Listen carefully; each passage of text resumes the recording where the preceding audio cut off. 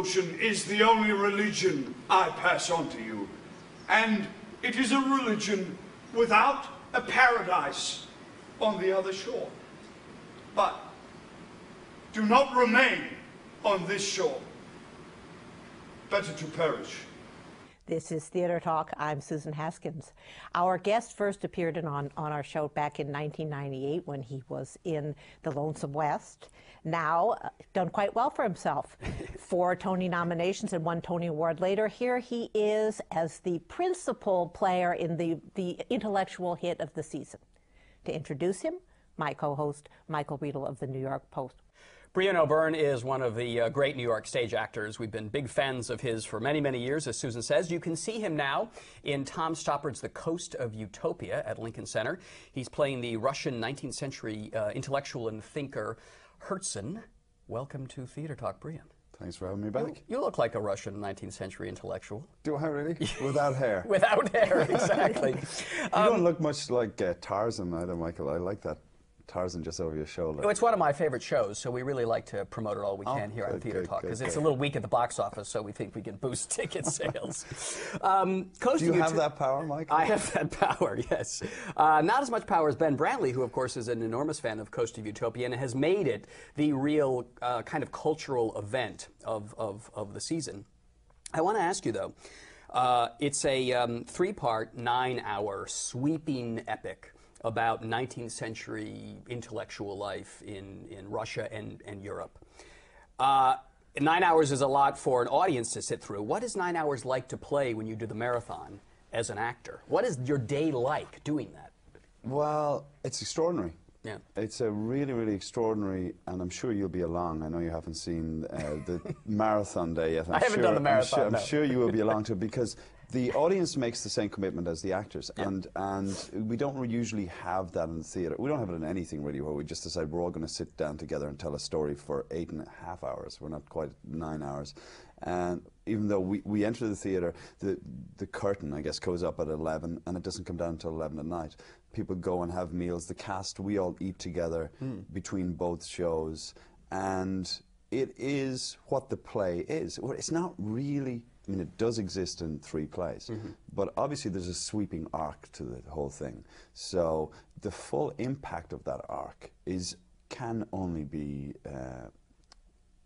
understood on the marathon days, from both playing it and on the audience side. When you were first presented with this script, you were, I'm sure, an expert on Isaiah Berlin's Russian thinkers, and yeah. you knew all about Herzen of course. And Bakunin and all of these intellectual Of course, I had no idea. No idea. I mean, what clue. do? Do you look at the script and you say, all right, I just have to tackle this as any character in any play, or do you think, now I got to go to the library and take out stacks of books to understand these intellectuals and what Stoppard is doing? Well, you kind of have to do both. Yeah. You have to do both. There's the knowledge that you can gain by reading the stack of books, which I have done, and obviously informative, and then there's a scene you have to play. Yeah. And so they are 2 different, not that they're 2 different things, but they can both exist together.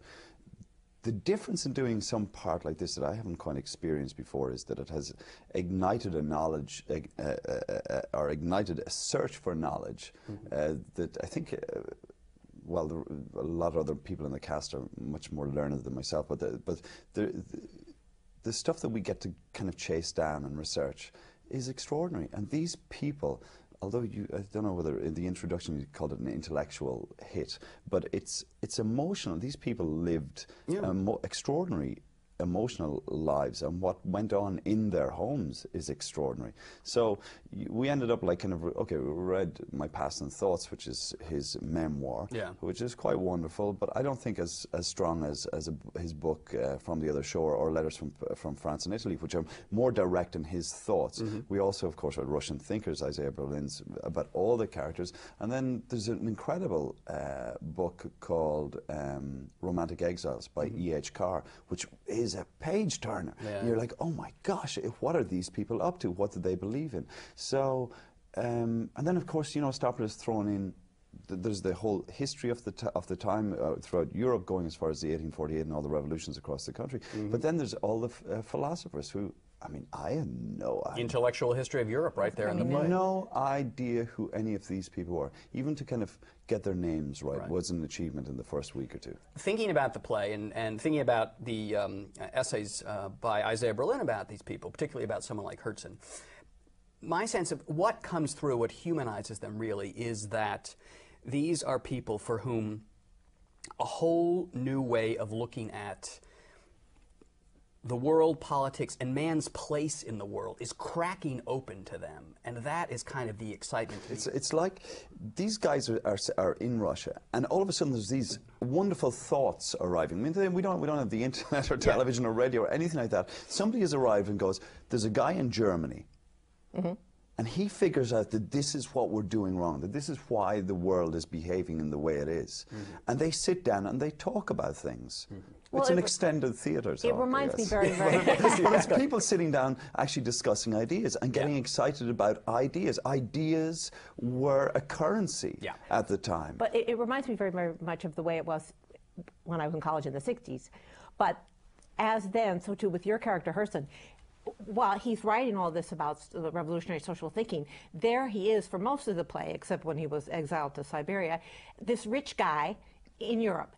So much of the revolutionary thinking, for good or bad, is done by the pampered rich and not by the poor people. You can't have revolutionary thinking without a bourgeois, comfortable class, because rich people have time to think and read these books and write. The poor serfs are just getting up and working. Of course. Right. So I mean, he's sitting there. He's sitting in great opulence, talking. I mean, having one a character, decadent sex life going on. You know. Well, you see, the decadent sex life. That is really the thing that Stoppard is actually very, very interested in. As much as a smart, incredibly smart person he is, and he's talking about putting forward their ideas. Clearly, he's into that part too.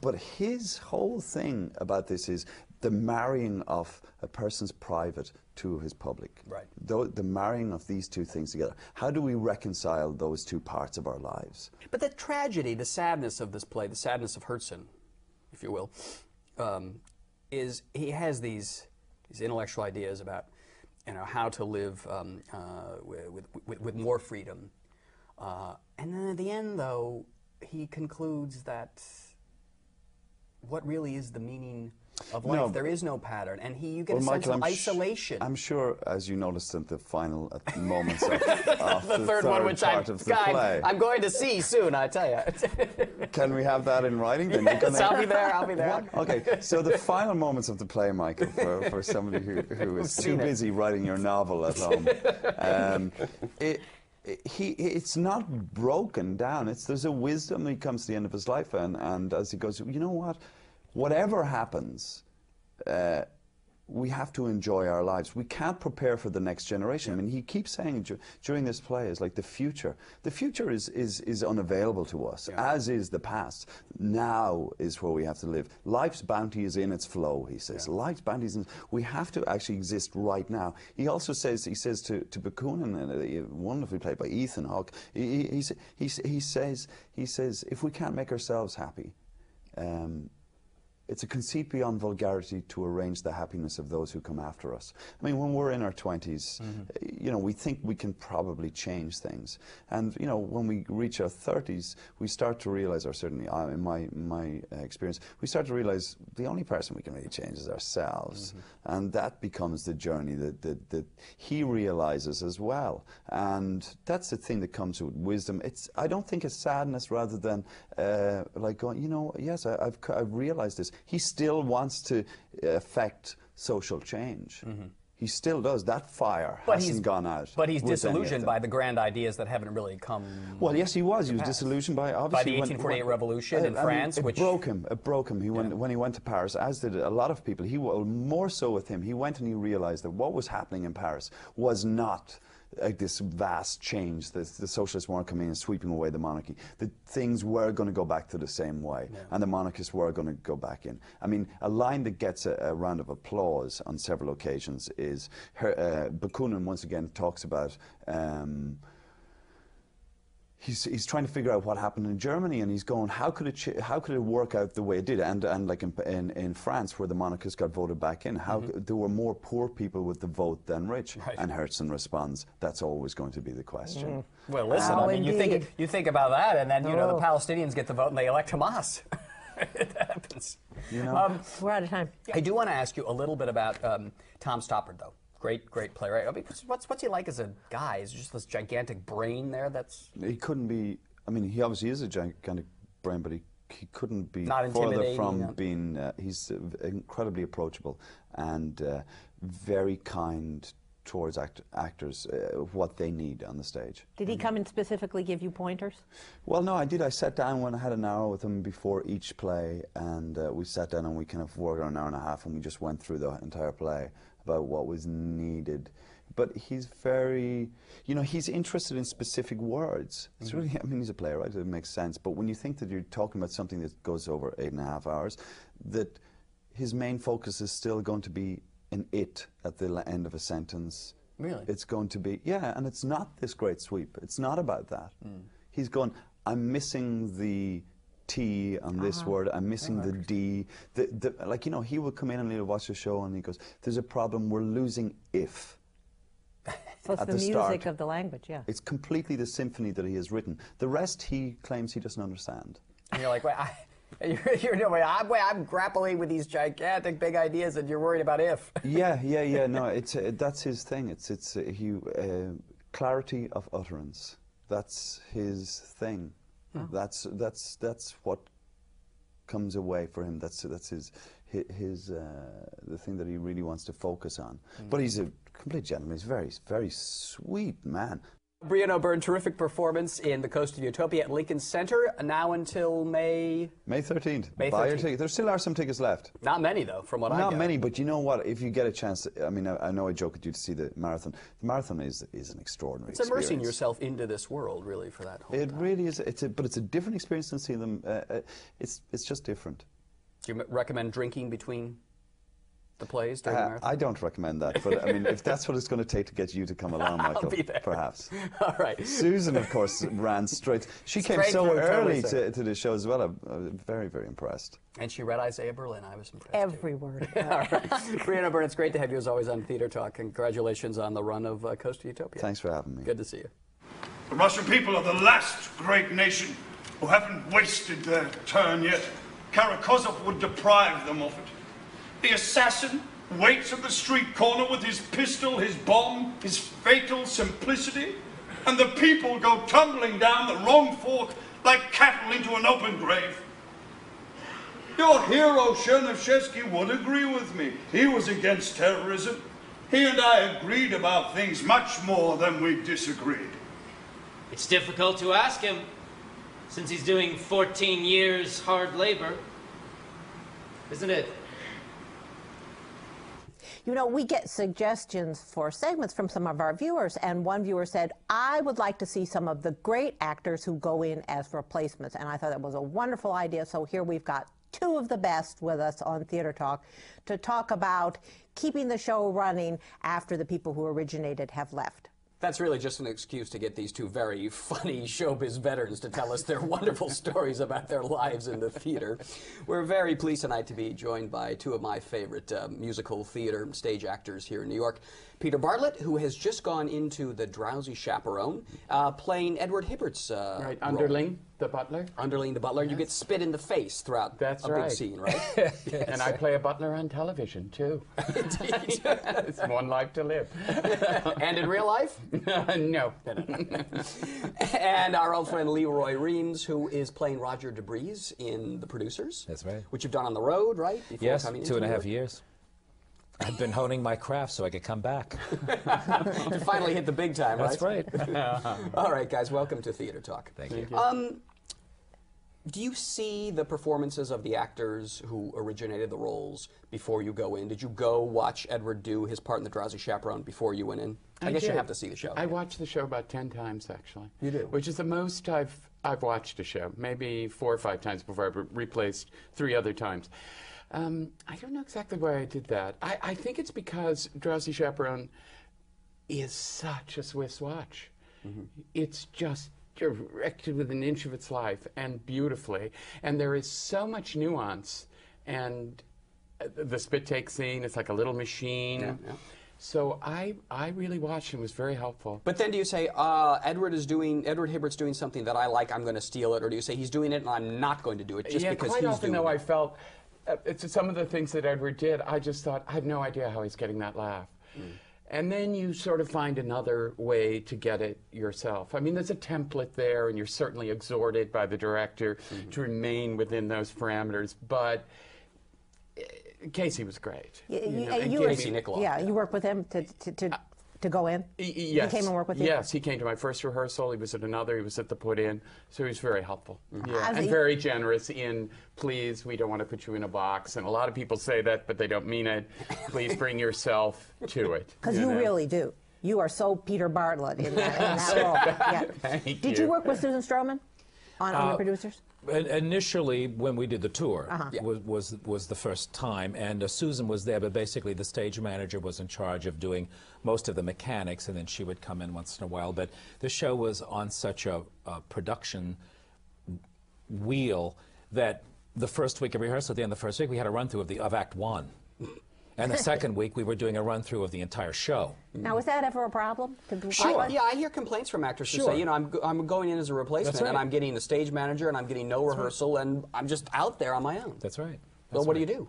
Well, you just do the best that you can with what you're given. But, you know, in defense of the stage managers, they're doing their job to try to teach you what you're supposed to do. But at the same time, as an actor, you know, to talk earlier, that when you're given things to do and you watch what the other person has done, I don't even think about that. I just look at it and say, well, now how is it going to work for me? And I just want to do it. Yeah. But then when they're so programmed as to what the other person did, you have to be on this mark by doing that, and you have to be there doing that. It's like when I went into Beauty and the Beast, basically the stage manager, there were only the two of us in the room, and he would say, put your hand up here when you say this, you turn on the gas on this one, and then you hit the electric thing on this, and the flame goes up, but you never had it on your hands. So you're in the room with this man all the time with no other actors to work with, and so finally you say, well, you know, I've got to have some people to look at once in a while and figure out what the hell I'm doing and when to put up and put the gas on and light the flame.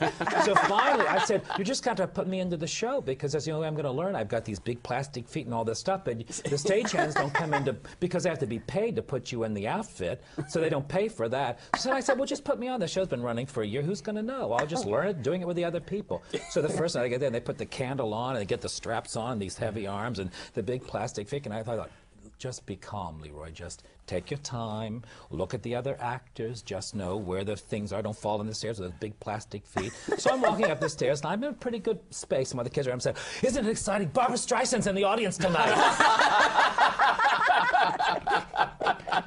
So you do have to lower your expectations. So then I get on the tassel steps, getting ready to come down, and now I'm nervous.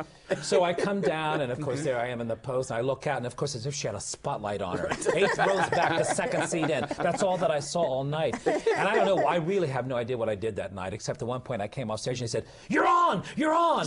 And I ran back to go, and they said, "No, no, your hands! Your hands!" Because they were still left. What a night. Is this what you train as a serious actor to do, Peter? I mean, this having been the 4th time I did it, I sort of knew what it was like. The 4th time doing Drowsy Chaperone. Replacement. Well, the 4th time I've replaced. Yes. So I knew that there's. And you say you got to lower your expectations a little bit, though? Of myself at the first performance, you're being thrown and in. not try to think, oh, I'm going to be great and perfect, and because you just can't be. And at the end of Drowsy Chaperone, there's a long sequence with the entire cast, so you don't actually experience that till you're put in. Oh, well, that's the thing, yeah. And there is all this interaction and tiny little, and you just have to say, there is no way that I will be able to do this perfectly the first time. I'll ask you something, though. You guys have been around this business a long time. Has it changed in the sense when you're doing a Beauty and the Beast, these big, gargantuan corporate shows, do you have more of a sense of an assembly line material? Or has it always been that way when you would go into a show? I mean, was 42nd Street run that way? Or? With Beauty and the Beast, I did feel, God bless them, and that employed many people, including myself, for a year. It was great. But I particularly felt there, and that was their first theater venture. It had been an enormous success for them, so that they wanted, you know, they really went cookie cutter. My French accent in Beauty and the Beast, one of the suits from Disney came and said, well, how come he's not sounding like the other person who played the part? You know, his French accent is terrible. So the stage manager came in and said, we're going to send you to Juilliard to a French teacher. Oh, my God. So I thought, all right, I'm ready for this. So I went to Juilliard and I read the script, and she said, I don't know why you're here. You have a beautiful French accent. I said, I know I do, but what they want is someone to do an imitation of Maurice Chevalier, which is not what I want to do, which is not what I did at the audition, and I prefer not to do that. That's like saying, I'm going to play an American, so let's make everybody sound like John Wayne. Yeah, right. I mean, so I didn't want to do it. I also remember coming into Beauty and the Beast with the stage management team, and they were great, and they put me into it, and they were very relaxed. Said, oh, this is nice work and everything. And then about a week later, I don't know who it was. Probably the same one that came to see me. Somebody came in to speak to me and actually said to me, you know, rather gravely, you know, we really have to give our attention to the text because it's, well, it's like Shakespeare, and it's really there for you. I couldn't believe it. That was Alan Menken. In my experience before, when I replaced, and it had been some years ago, the most recent was '96 with Beauty and the Beast, is you had your put-in the afternoon, and there was actually a facsimile of an orchestra, and there were some lights, and then you went on that night. That's right. Now you have your put-in with a keyboard, no lights, and you have your put-in on Friday, and you don't go on until Tuesday night. Oh. Wow. So what was that first Tuesday night like? Oh, just a long black tunnel. Yeah, very scary. Yeah, but you doom know, it's just settling over me. Yeah. You know, a big change though in this industry though, and the whole notion of replacements and put-ons is that shows run so much longer than they once ran. I mean, these are franchises that are, you know, filling up these theaters for decades. I've done parts with actors that I have never met before in my life, and that night they said, this is so-and-so who's playing Carmen Guillotine, and you go, hello, how are you? Showtime. And you go right out, and so, you know, many times for the people who do those shows, they do cookie cut you, but it's for a reason, too. Yeah, you know, I have to defend them on what they do, too. Yeah, to make sure that when they replace and everything, that everyone is doing the same thing, so that you don't have any problems. I actually like to go on stage and hear people say things to respond so that you can really act. I know that when you went into Beauty and the Beast, we never had any problem whatsoever because he's such a wonderful actor that we came on and I was looking forward for us just looking at each other and playing the parts and having that artistic experience. And I'm eternally grateful to you because the first night, again, in the wings, just, well, I'm going to die here. And then I went on and I got through it, you know, as you do in these situations. And then you're sort of, oh, great, you know, and the next night, well, I know how to do this. And Cogsworth doesn't have that much to sing. And I came out in Human again. And I have a bridge where I'm singing, like, upstage center on this little platform. I went totally up. And I swear, without skipping a nanobeat, Leroy, far down left, sang every one of my lyrics. That is a pro. Oh, it was brilliant. That is a pro. I'm eternally grateful. All right, but now we need to have somebody write original parts for you guys. You're, you know, you're a man of a certain age in the theater. Does it concern you at all that musicals aren't being written for? Well, I mean, I did 42nd Street, which is an original music, but God knows it had been done before. But, you know, it was a movie, but at least it was a role I created. And also the character in Applause I created, but it was created before in a rehearsal. And they fired the guy on New Year's Eve. By the way, Happy New Year, you're fired. And I came in the next day, and the show was already running, so I had to just jump on the carousel and find my space. The part didn't get any bigger in rehearsal because I was making things work, because I was hoping that musically I would have more to do in the show. Because, you know, sweet little Bonnie Franklin did the title song and had a big number in the second act of which I was a part, and she had nothing to do with the plot. I mean, is that a way to write a musical? And then she had a whole Tony Awards built around it by Alex Coda. That's right. That's right. That's right. So I go, wait a minute. How did that happen? She was a force. Yes, she certainly was. And still is. On that note, Bonnie Franklin next week on Theater Talk, folks. But I just want to thank Peter Bartlett and Leroy Reams, two really terrifically funny men on stage and off. You can see Peter in the Drowsy Chaperone at the Marriott Marquis Theater. And you are with the producers until it April closes? the 22nd. Matthew and Nathan decided not to go in to keep you guys running. Well, there you go. That's the way that it is. But I'll be down on 42nd Street going, hello, sailor. April 23rd, so be kind. I'll be that sailor. Peter Bartlett. Hello. Roy Reams. Thanks for being our guest today on Theater Talk. Thank you. See you at the bar. So now we're going to close with the Drowsy Chaperone, but you're not in it. Toledo surprise. Makes me twitch, makes me